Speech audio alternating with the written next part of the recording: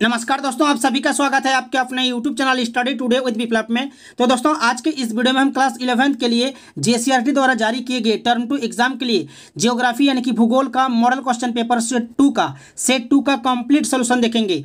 और इससे पहले हम सेट 1 देख चुके हैं। सेट 1 का लिंक आपको इस वीडियो के डिस्क्रिप्शन में मिल जाएगा। ठीक है, देखिए कुल पूर्णांक रहेगा आपका 35, समय मिलेगा आपको 1 घंटा 30 मिनट। यहाँ पर कुछ सामान्य निर्देश दिया हुआ है कि कुल प्रश्नों की संख्या आपका जियोग्राफी में 19 रहेगा। कुल प्रश्नों की संख्या 19 रहेगा। प्रश्न संख्या 1 से लेकर 7 तक रहेगा आपका अति लघु उत्तरीय प्रश्न, जहां से आपको किन्हीं 5 प्रश्नों के उत्तर देना है। अधिकतम एक वाक्य में आपको उत्तर देना है। प्रत्येक प्रश्न का मान 1 अंक निर्धारित है। प्रश्न संख्या 8 से लेकर 14 तक रहेगा आपका लघु उत्तरीय प्रश्न, जहां से आपको किन्हीं 5 प्रश्नों के उत्तर देना है। अधिकतम 50 शब्दों में। प्रत्येक प्रश्न का मान 3 अंक निर्धारित है।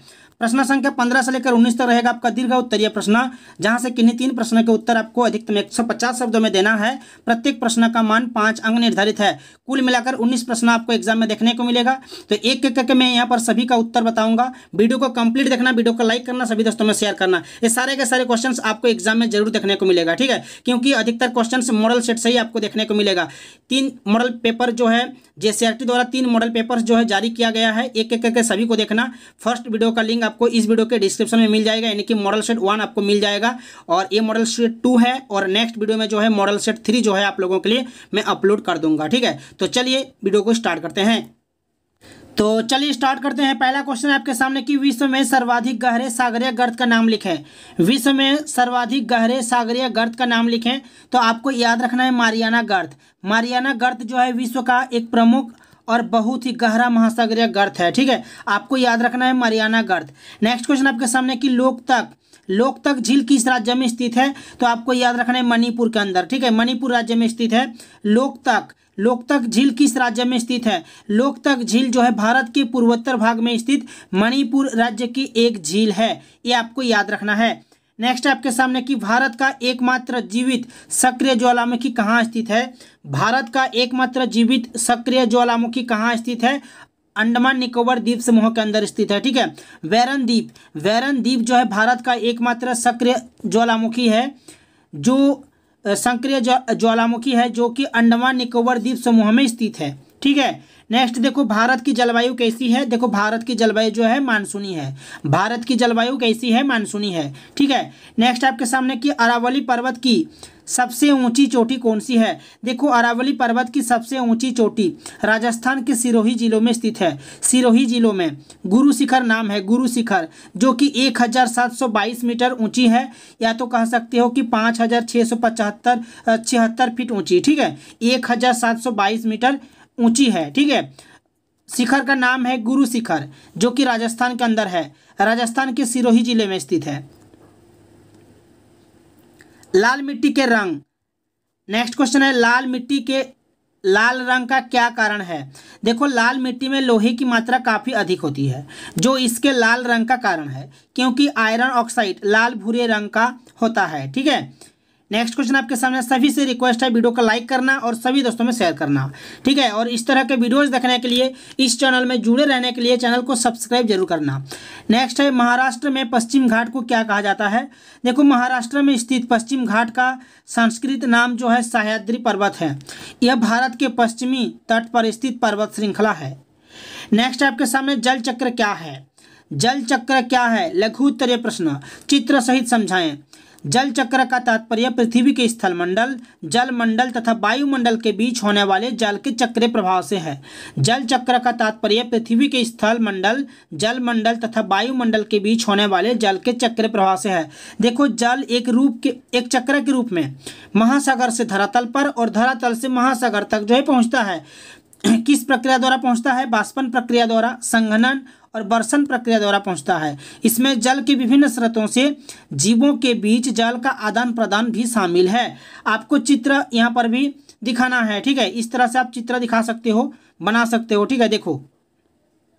ठीक है, नेक्स्ट आपके सामने कि उपमहाद्वीप किसे कहते हैं। उपमहाद्वीप किसे कहते हैं, भारतीय उपमहाद्वीप में सम्मिलित देशों के नाम लिखें। तो आपको लिखना है कि उपमहाद्वीप एक भौगोलिक इकाई होती है जिसके लक्षण महाद्वीप से अलग होते हैं। यह महाद्वीप से छोटा होता है। उपमहाद्वीप जो है महाद्वीप से छोटा होता है। हिमालय पर्वत द्वारा शेष भाग शेष एशिया महाद्वीप से अलग कर दिया गया है। यहाँ की जलवायु, मृदा, वनस्पति आदि शेष एशिया से भिन्न है। इसे एक उपमहाद्वीप कहा गया है। देखो यहाँ पर पूछा है आपको कि भारतीय उपमहाद्वीप में सम्मिलित देशों के नाम लिखें, तो इस महाद्वीप में प्रमुख देश जो है भारत, पाकिस्तान, नेपाल, भूटान और बांग्लादेश है। ठीक है। नेक्स्ट है कि भारतीय मानसून की 3 विशेषताएं लिखें। देखो भारतीय मानसूनी की अनेक विशेषताएं हैं जो निम्न प्रकार से है। आपको 3 विशेषताएं लिखना है। तो पहला है मानसून की अनिश्चितता। भारत में मानसूनी पवनों से वर्षा होती है, परंतु मानसूनों के आने का कोई निश्चित समय नहीं है। कभी कभी लगातार वर्षा होती रहती है, तो कभी कभी कई सप्ताह बिना वर्षा के निकल जाते हैं। सन 1956 का अगर बात करें, 1956 ईस्वी में भयंकर वर्षा हुई थी, जिससे उत्तरी भारत की नदियां जो है बाढ़ग्रस्त हुई थी। भारी जन धन की हानि हुई थी। इसके विपरीत 1980 ईस्वी में वर्षा न होने से अकाल की स्थिति बन गई थी। ठीक है। वर्षा का असमान वितरण। भारत में वर्षा का वितरण असमान है। कहीं ज़्यादा वर्षा होती है तो कहीं कुछ स्थान में सूखे रह जाते हैं। असम का अगर बात करें, मेघालय तटीय प्रदेशों में अधिकतम वर्षा होती है और पश्चिमी राजस्थान, पंजाब हो गया, गुजरात हो गया, इन क्षेत्रों में कुछ भाग सूखे की चपेट में आ जाते हैं। अधिक वर्षा के कारण बाढ़ और वर्षा न होने से सूखा पड़ने से दोनों प्रकार के भारतीय किसानों को हानि उठानी पड़ती है। वर्षा का असमान वितरण हो गया। नेक्स्ट है आपके मानसून के क्रम भंगता की प्रवृत्ति। आपको 3 विशेषताएं लिखना है। चौथा यहाँ पर पर्वतीय वर्षा भी है। ठीक है। मानसून में क्रम भंगता की प्रवृत्ति जो है, यहाँ पर आप इस तरह से लिख सकते हो कि मानसूनी वर्षा लगातार न होकर रुक कर होती है। वर्षा के रुकने से एक अंतराल आ जाता है। ठीक है। यह अंतराल कभी 1 माह से अधिक भी हो जाता है। इसका भारतीय कृषि पर बुरा असर पड़ता है। पर्वतीय वर्षा। मानसूनी वर्षा को पर्वतीय वर्षा भी कहा जाता है।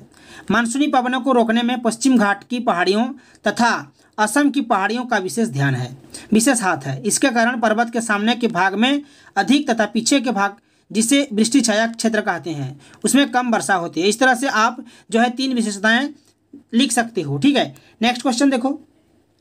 चलिए नेक्स्ट आपके सामने कि भारतीय नदियों के प्रदूषित होने के 3 कारण बताइए। बहुत ही आसान सवाल है। भारतीय नदियों के प्रदूषित होने के 3 कारण आपको लिखना है। पहला कारण कि घरों से निकलने वाला गंदा पानी छोटी छोटी नालियों के सहारे बड़े नालों में गिरता है और उन नालों से यह सारा गंदा जल नदियों में गिरकर उसे प्रदूषित कर देता है। ठीक है। अब जो भी लिख सकते हो कारण, अलग अलग भी कारण लिख सकते हो। यहाँ पर जो कारण मैं बता रहा हूँ, इसके अलावा आप दूसरे कारण भी लिख सकते हो। ठीक है। जैसे कि यहाँ पर मैं दूसरा कारण लिख कर रखा हूँ कि उद्योगों से निकलने वाला कूड़ा कचरा भी नदियों में फेंक दिए जाने से नदियों में प्रदूषण बढ़ जाता है। औद्योगिक रासायनिक अपशिष्टों का निपटारा भी नदियों में ही किया जाता है, जो उनमें प्रदूषण को काफ़ी बढ़ावा देता है। नेक्स्ट है आपके सामने कि तमिलनाडु के तटीय प्रदेशों में जाड़े के मौसम में अधिक वर्षा होती है। क्यों? देखो, तमिलनाडु राज्य भारत के दक्षिण पूर्वी तट पर स्थित है। दक्षिण पूर्वी तट पर यह शीतकाल की उत्तर पूर्वी मानसून पवनें ग्रीष्मकाल की दक्षिण पूर्वी मानसून पवनों की अपेक्षा अधिक वर्षा करती है। देखो, ग्रीष्मकाल में यह प्रदेश पश्चिमी घाट की वृष्टि छाया में स्थित होने के कारण कम वर्षा प्राप्त करती है। ग्रीष्मकाल में यह प्रदेश पश्चिमी घाट की वृष्टि छाया में स्थित होने के कारण कम वर्षा प्राप्त करती है। शीतकाल में लौटती हुई मानसून पवनें बंगाल की खाड़ी को पार करके नमी ग्रहण कर लेती है। ये पवनें पूर्वी घाट की पहाड़ियों से टकराकर वर्षा करती है। इस प्रकार शीतकाल में यह प्रदेश आर्द्र पवनों के सम्मुख होने के कारण अधिक वर्षा प्राप्त करता है, परंतु ग्रीष्मकाल में वृष्टि छाया होने के कारण कम वर्षा प्राप्त करता है। वीडियो को लाइक करना, सभी दोस्तों में शेयर करना। नेक्स्ट है, हिंद महासागर के शीर्ष पर स्थित भारत की केंद्रीय स्थिति क्यों महत्वपूर्ण है? देखो, हिंद महासागर का विस्तार 40 डिग्री पूर्व से लेकर 120 डिग्री पूर्व देशांतर तक है। भारत का दक्षिणी सिरा कन्याकुमारी लगभग 80 डिग्री पूर्व देशांतर पर स्थित है। इस प्रकार भारत को हिंद महासागर में केंद्रीय स्थिति प्राप्त है। भारतीय प्रायद्वीप अरब सागर तथा बंगाल की खाड़ी के मध्य में स्थित है। भारतीय प्रायद्वीप जो है अरब सागर तथा बंगाल की खाड़ी के मध्य में स्थित है। हिंद महासागर में किसी भी देश की तटरेखा भारतीय तटरेखा जितनी लंबी नहीं है। सभी समुद्री मार्ग भारत के तट को छूकर ही गुजरते हैं। भारत पूर्व तथा पश्चिम दोनों दिशाओं में स्थित देशों के मध्य में स्थित है, इसलिए भारत को हिंद महासागर में सर्वाधिक केंद्रीय स्थिति प्राप्त है। भारत हिंद महासागर में है, अतः हिंद महासागर वास्तव में हिंद महासागर है। नेक्स्ट है कि पश्चिम तटीय मैदान पर डेल्टा क्यों नहीं है? पश्चिम तटीय मैदान पर डेल्टा क्यों नहीं है? बहुत ही आसान सवाल है। देखो, पश्चिम तट पर नर्मदा और ताप्ती प्रमुख नदियां हैं। ये नदियां काफ़ी मात्रा में तलछट बहाकर ले जाती है, परंतु ये डेल्टा नहीं बनाती। इस तट पर मैदान की चौड़ाई बहुत कम है, प्रदेश की तीव्र ढाल है, नदियां तेज गति से समुद्र में गिरती है, इसलिए तलछट का निक्षेप नहीं होता। संकरे मैदान के कारण नदियों के अंतिम भाग की लंबाई कम है, जिससे डेल्टा का निर्माण नहीं होता। इस तरह से आप लिख सकते हो। बहुत ही आसान सवाल है। नेक्स्ट क्वेश्चन है मृदा अपरदन। मृदा अपरदन के प्रमुख कारण, इसे समस्या के निपटाने के उपाय बताएं। आपको लिखना है कि मृदा की ऊपरी परत को बाह्य साधनों द्वारा हटाया जाना जो है मृदा अपरदन कहलाता है। ठीक है। मृदा अपरदन से प्रभावित क्षेत्र है पश्चिम बंगाल, उत्तर प्रदेश, मध्य प्रदेश, महाराष्ट्र, तमिलनाडु, कर्नाटक, दिल्ली, राजस्थान तथा देश के कुछ अन्य भाग भी है। इन भागों में अपरदन के कारक है वनों के अंधाधुंध कटाई, चारागाहों के अति चराई, अवैज्ञानिक अपवाह प्रक्रियाएं, भूमि का अनुचित प्रयोग इत्यादि। इस क्षेत्र में मृदा संरक्षण के निम्न उपाय किए जा सकते हैं, जैसे कि वृक्षारोपण करना आवश्यक है, समुच्च रेखीय जुताई करनी चाहिए, सीढ़ीदार खेत बनाने चाहिए, खेतों पर मेड़बंदी करनी चाहिए, पशुओं को निश्चित चारागाहों में चराई करनी चाहिए। ठीक है, इस तरह से आप लिख सकते हो। नेक्स्ट है भारतीय किसान के लिए मानसून एक जुआ है, व्याख्या करें। भारतीय किसान के लिए मानसून एक जुआ है, व्याख्या करें। देखो, भारत एक कृषि प्रधान देश है। बहुत ही आसान सवाल है। देश की अर्थव्यवस्था कृषि पर निर्भर है। कृषि की सफलता मानसूनी वर्षा पर निर्भर करती है। मानसूनी पवनें जब समय पर उचित मात्रा में वर्षा करती है तो कृषि उत्पादन जो है बढ़ जाता है। मानसून की असफलता के कारण फसलों नष्ट हो जाती है, देश में सूखा पड़ जाता है तथा अनाज में काफ़ी कमी अनुभव होती है। मानसूनी पवनों के समय से पूर्व आरंभ होने से या देर से आरंभ होने से कृषि पर हानि पहुंचती है। सही समय पर होना चाहिए। ठीक है। कई बार नदियों में बाढ़ें आ जाती है, जिससे फसलों की बुआई ठीक समय पर नहीं हो पाती। वर्षा के ठीक वितरण के कारण भी वर्षा के एक से अधिक फसलें उगाई जा सकती है। इस प्रकार कृषि तथा मानसूनी पवनों से गहरा संबंध है। सिंचाई के पर्याप्त साधन न होने के कारण भारतीय कृषि को मानसूनी वर्षा पर निर्भर करना पड़ता है। कृषि पर ही भारतीय अर्थव्यवस्था टिकी हुई है। कृषि से प्राप्त कच्चे माल पर कई उद्योग निर्भर करते हैं। कृषि ही किसानों की आय का एकमात्र साधन है। मानसून के असफल होने की दशा में सारे देश की आर्थिक व्यवस्था नष्ट भ्रष्ट हो जाती है। इसलिए देश की अर्थव्यवस्था कृषि पर तथा कृषि मानसूनी वर्षा पर निर्भर है। इसलिए कहा जाता है कि भारतीय किसान के लिए मानसून एक जुआ है। नेक्स्ट है आपके सामने कि भारत के विशाल मैदान को उच्चावच की भिन्नता के आधार पर वर्गीकृत कर उनका संक्षिप्त वर्णन करें। देखो, उच्चावच की दृष्टिकोण से भारतीय विशाल मैदान को 3 श्रेणियों में रखा गया है। ठीक है। उच्च मैदान, मध्य मैदान और निम्न मैदान। ठीक है। तो पहला पॉइंट में लिखना है उच्च मैदान या पश्चिमोत्तर मैदान। देखो, उच्च मैदान का अगर बात करें, इसका विस्तार पंजाब, हरियाणा, पश्चिमी उत्तर प्रदेश में है। इसमें सतलज और ऊपरी गंगा मैदान का भाग आता है। इसकी औसत ऊंचाई जो है 500 मीटर है। पश्चिमी भाग की ढाल तीव्र और दक्षिण पश्चिम दिशा में है, जबकि पूर्वी भाग की ढाल दक्षिण तथा दक्षिण पूर्वी दिशा में है। ये पुराने जलोढ़ से निर्मित है। इसमें बजरी और कंकड़ पत्थर की बहुतायत है। गंगा का मध्य मैदान, इसका विस्तार इलाहाबाद से फरक्का तक उत्तर प्रदेश, बिहार, झारखंड, पश्चिम बंगाल में है। औसत ढाल दक्षिण पूर्व दिशा में 15 डिग्री के लगभग है। इसकी औसत ऊंचाई जो है 100 से लेकर 500 मीटर तक है। निम्न गंगा मैदान का अगर बात करें, इसका विस्तार फरक्का से लेकर हिंद महासागर तक है। ढाल दक्षिण पूर्व से दक्षिण दिशा की ओर हो जाती है, जो कि 15 डिग्री से कम है। इसकी औसत ऊंचाई जो है 30 से लेकर 100 मीटर के बीच। इस मैदान में बाढ़ की वजह से प्रतिवर्ष जलोढ़ या खादर मिट्टी जमा होती है, काफ़ी उपजाऊ मिट्टी हो जाती है। ब्रह्मपुत्र घाटी के मैदान की ढाल दक्षिण पश्चिम दिशा में है। नेक्स्ट है 18, हिमालय अपवाह तंत्र एवं प्रायद्वीपीय अपवाह तंत्र में 5 अंतर लिखें। देखो, हिमालय अपवाह तंत्र एवं प्रायद्वीपीय अपवाह तंत्र में निम्नलिखित 5 अंतर जो है। पहला अंतर है कि हिमालय उपवाह तंत्र वृक्षनुमा अपवाह प्रतिरूप है, जबकि प्रायद्वीपीय अपवाह तंत्र जो है जालीनुमा अथवा आयताकार प्रतिरूप है।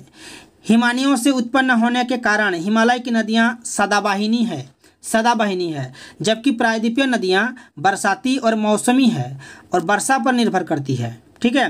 हिमालय की नदियाँ युवा है, जिसमें अपरदन की क्रिया अधिक करती है, जबकि प्रायद्वीपीय नदियाँ पुरानी या वृद्ध है, अपरदन की सीमा तक पहुँच गई है।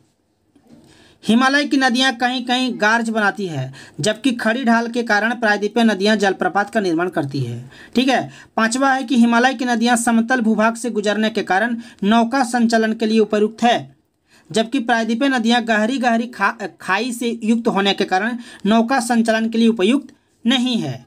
इस तरह से आप 5 जो है अंतर लिख सकते हो। लास्ट में है आपका कि भारत के मानचित्र में निम्नलिखित को दर्शाइए। भारत के मानचित्र में निम्नलिखित को दर्शाइए। काली मृदा क्षेत्र आपको दिखाना है मानचित्र में, जलोढ़ मृदा क्षेत्र आपको दिखाना है, लैटराइट मृदा दिखाना है, पर्वतीय मृदा क्षेत्र दिखाना है, रेतीली मृदा क्षेत्र दिखाना है। ठीक है। पहला है आपका काली मृदा क्षेत्र। देखो काली मृदा क्षेत्र जो है आप यहाँ पर दिखा सकते हो एरो लगा करके। ठीक है। मैं यहाँ पर आपको दिखा रहा हूँ काली मृदा क्षेत्र। देखो ऐसा, इस क्षेत्र को जो है, इस क्षेत्र में जो है काली मृदा पाया जाता है, काली मृदा। तो आप यहाँ पर ऐसा एरो लगा करके यहाँ पर क लिख सकते हो। ऐसा मानचित्र में आपको दिखाना है। दूसरा है जलोढ़ मृदा क्षेत्र।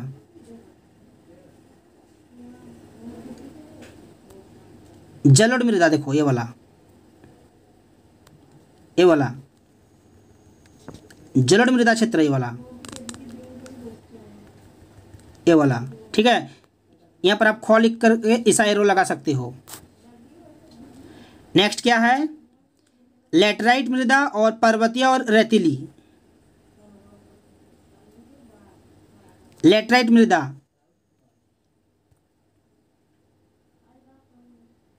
लैटराइट यहाँ पर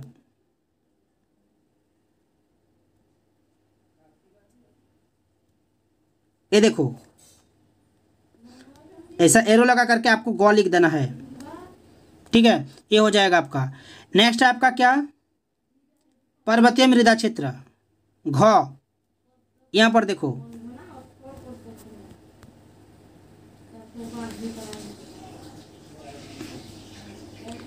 मैं यहाँ पर दिखा रहा हूँ आपको।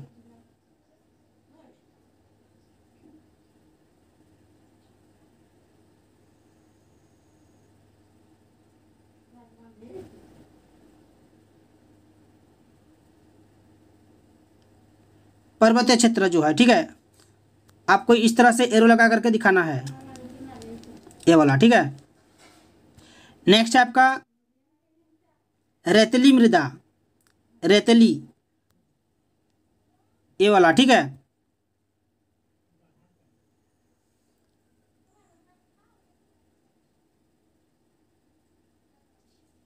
ऐसा लिख देना, एरो लगा करके आपको यहाँ पर अंग लिख देना है, रेतीली क्षेत्र। ठीक है। इस तरह से आप इन प्रश्नों के उत्तर जो है लिख सकते हो। वीडियो तो दोस्तों ये थे ज्योग्राफी का मॉडल पेपर सेट 2 का सॉल्यूशन। वीडियो को कैसा लगा कमेंट करके जरूर बताना।